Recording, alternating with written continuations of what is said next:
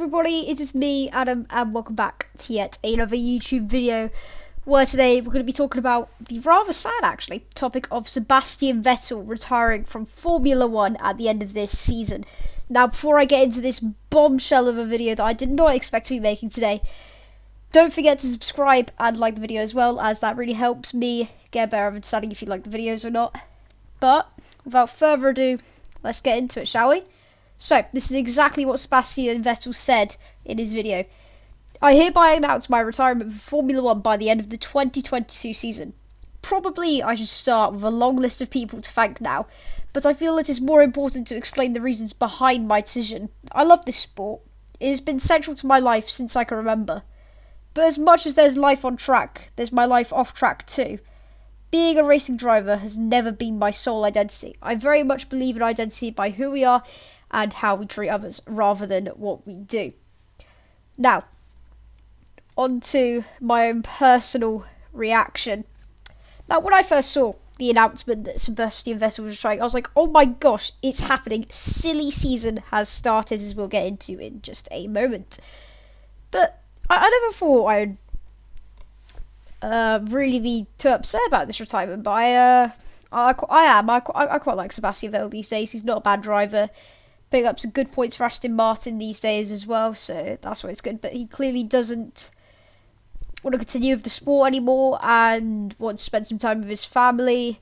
So yeah, I quite understand it. But what I really want to dive into today in this video is my early thoughts on a replacement.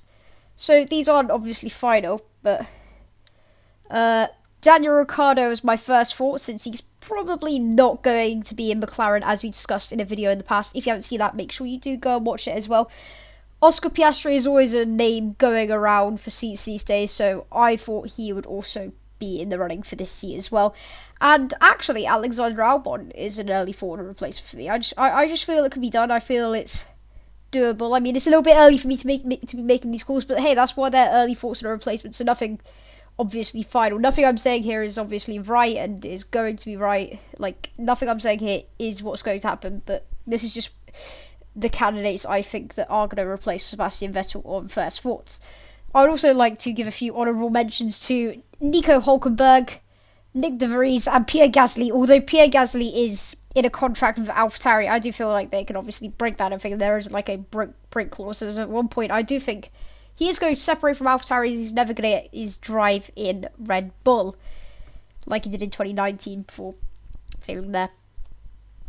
Nick De Vries, he's not really an outside shot, as Aston Martin are a customer to Mercedes, as he could go there, and he's very much linked with Mercedes right now, and is possibly going to be replacing Lewis Hamilton when he retires. And Nico Hülkenberg is obviously the reserve driver of Aston Martin.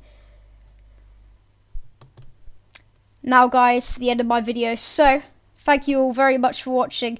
Don't forget to subscribe, and I'll see you guys all, every one of you, in my very next video. Thank you for watching, guys. I'll see you guys in the next one. Goodbye, everyone.